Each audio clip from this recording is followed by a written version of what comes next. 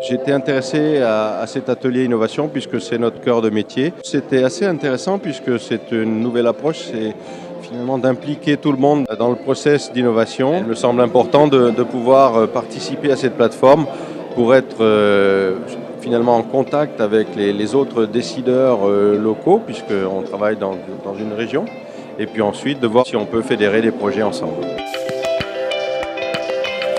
Je trouve que la plateforme Ecobiz, c'est intéressant dans le sens où ça permet de rapprocher différentes compétences et de partager des expériences. Moi, ce que j'attendais de cette conférence, c'est un peu de savoir, en termes de chiffres, en termes de statistiques, les entreprises de la Drôme et de l'Ardèche, un peu leurs actions sur les réseaux sociaux. Pourquoi pas trouver des clients, créer du réseau. Je suis venue assister à cette conférence sur les réseaux sociaux parce qu'aujourd'hui, on ne peut pas vivre sans les réseaux sociaux. C'est un moyen de faire son business et surtout de marquer sa notoriété. Je pense qu'Ecobiz, c'est un bon moyen de coopérer. C'est un réseau avant tout, un réseau par thématique, puisqu'il y a différentes thématiques. J'attends vivement Ecobiz spécialisé dans les ressources humaines puisque c'est notre cœur d'activité.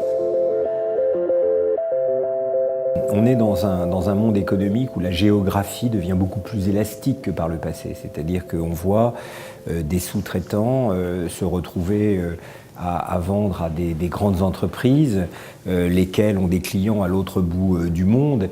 Et donc on est dans une situation où la géographie économique, comme on dit, est elle-même extrêmement variable. Je suis un sous-traitant, je veux réduire mes coûts, ça m'incite à me délocaliser à l'intérieur même de la France, un peu loin des territoires à forte rente foncière, et en même temps j'ai besoin de trouver des synergies qui me permettent d'être toujours au niveau les plus élevés, les plus exigeants possibles en matière de technologie. Comment résoudre cette contradiction ? Il y en a plusieurs manières, mais notamment, je crois, ce que vous essayez de faire, des plateformes technologiques dans lesquelles les flux d'informations soient les plus denses possibles entre personnes qui sont sur un même territoire, trop éloignés les uns des autres pour pouvoir se rencontrer à la cafétéria tous les jours à midi. C'est donc un instrument qui est en réalité davantage complémentaire de la proximité qu'en réalité substitue, comme disent les économistes, de la complexité.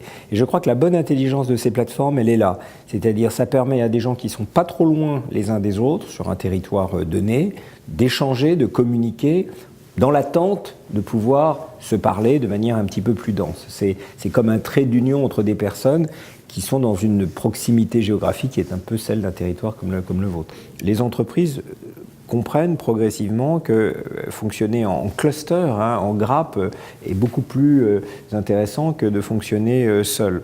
Je pense que vraiment l'économie d'Internet montre à quel point ces dons et contre-dons d'informations, y compris dans les domaines industriels, où au bout du compte c'est tout de même la logique du profit qui prime, peuvent être utiles et denses pour ceux qui s'y adonnent.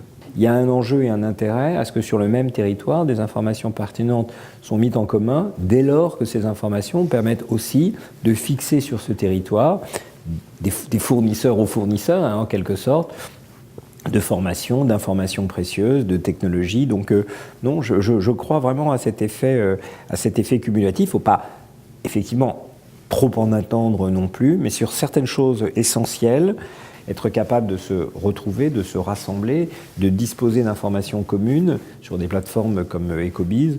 Je pense que très vite, les utilisateurs vont mesurer que c'est très utile pour eux.